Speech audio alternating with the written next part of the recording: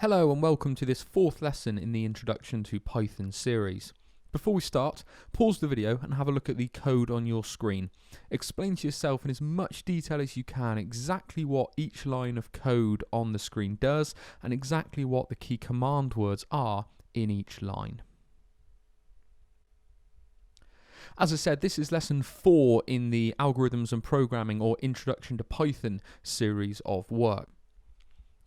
During this lesson, we're going to remember what an if statement looks like within Python from lesson 3, and we're going to really focus on demonstrating our understanding of Python from the code that we've written so far by creating an explanation guide in the form of a poster.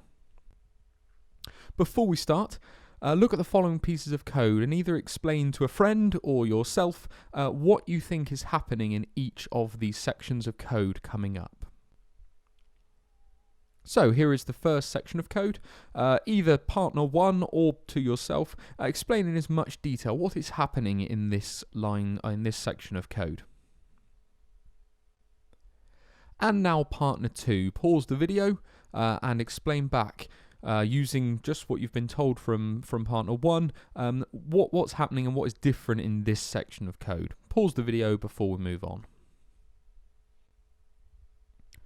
So today we're going to be creating a poster style document to explain the code that we've done so far. Now ideally you'll have saved your code from lesson 3 and will be able to use that. If you haven't, you're going to need to quickly jump online and recreate some code that you understand but is getting pretty complex. Once you've done that, I'd like you to paste your code into the middle of an A4 page. Now you can be using that, Microsoft Word, which is available for free through Office 365, and failing that, you could actually print out your code and do this with sort of a pen and paper. Whichever's going to suit you best, but you want your code in the middle of a page with plenty of space around the outside to explain what is happening in your code. So for this activity, we're going to explain as much of our code as we can. I'd like you to use either text boxes or numbered arrows to explain what each section or chunk of code does in your Python program. There's been quite a lot of opportunities for you to pause the video and simply copy, and it's really important to me that you understand what this code is doing and you haven't just written it because I said so. I want you to think around explaining really what is happening and why, rather than just this line says print, that means it will print, and those sorts of things that are actually fairly obvious. We're going to look at an example very quickly, and then I'll put this activity slide back on your screen. So here is my example. Now we've done the first half of this code, so don't worry too much around the bottom half. Ignore from where it says print how old are you downwards, because that's actually going to be what we look at next lesson. I've printed my code and I've then numbered in the pink bubbles 1, 2 and 3 being my key sections of code.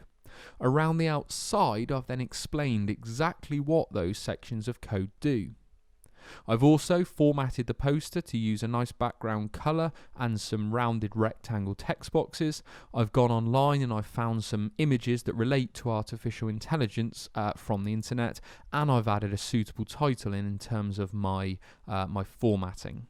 Remember, saying print means the computer will print it out and that input means input really isn't all that helpful. Try and explain why those command words are used.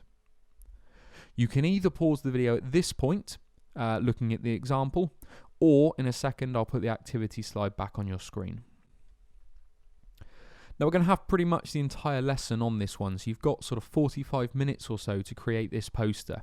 We really are in this looking for detail and to show that you understand what's happening in the code and that you haven't just simply copied everything from the screen. Pause the video at this point, and as I say, you've got a decent chunk of time now to get that poster written up. If you're able to, you could show your poster with a friend at this point, either photographing that on your phone, showing that in Google Meet, or show that to someone in your household, and think of any points within that poster that we could change or review.